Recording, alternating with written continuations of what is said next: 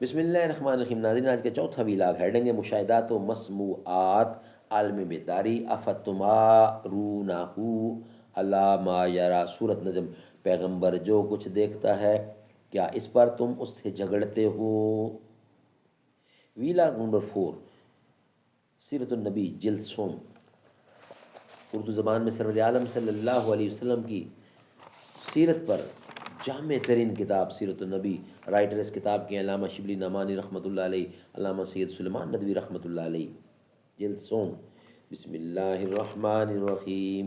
الحمد للہ رب العالمین والصلاة والسلام علی سید المرسلین وعلی آلہ واصحابہ اجمعین.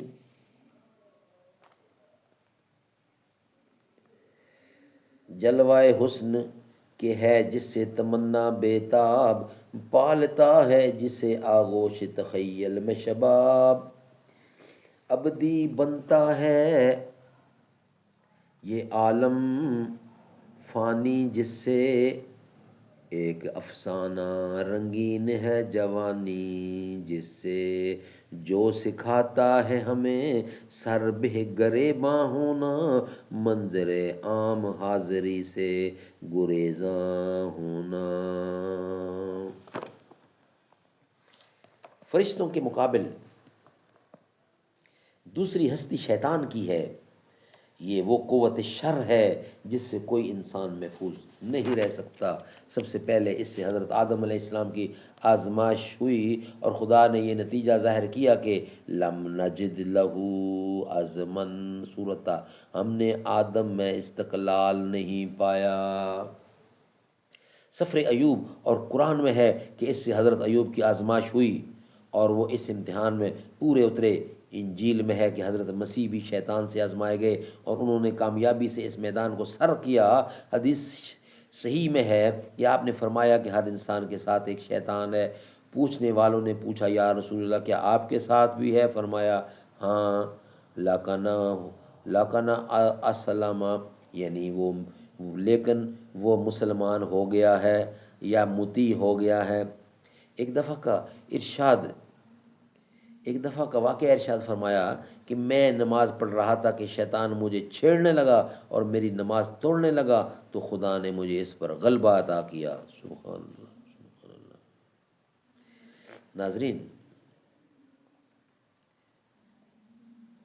نیکسٹ ویلاگ میں آپ کے سامنے ہم رکھیں گے جنت دوزخ گو اور عالم کی چیزیں ہیں. جنت و دوزخ گو اور عالم کی چیزیں ہیں لیکن نگاہوں سے پردہ اٹھ جائے تو سامنے آ جائیں. یعنی جنت و دوزخ گو اور عالم کی چیزیں ہیں لیکن نگاہوں سے پردہ اٹھ جائے تو سامنے آ جائیں. حضرت صلی اللہ علیہ وسلم کے زمانہ میں ایک دفعہ سورج گرنج ہوا. آپ صحابہ کے ساتھ نماز میں کھڑے ہوئے تھے.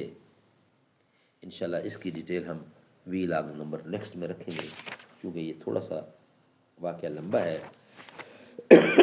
تو ویلاگ نمبر 5 میں ہم اس کی تفسیر آپ کے سامنے رکھیں گے. ویلاگ نمبر 4 ہمارا کمپلیٹ ہوا. سارے نبیوں کے عہدے بڑے ہیں لیکن آقا کا منصب جدا ہے. وہ امام صف انبیاء ہیں، ان کا رتبہ بڑوں سے بڑا ہے. کوئی لفظوں میں کیسے بتا دے ان کے رتبے کی حد ہے تو کیا ہے. ہم نے اپنے بڑوں سے سنا ہے صرف اللہ ہی ان سے بڑا ہے. وہ جو ایک شہر نور الہدا ہے، جلوہ گاہوں کا ایک سلسلہ ہے.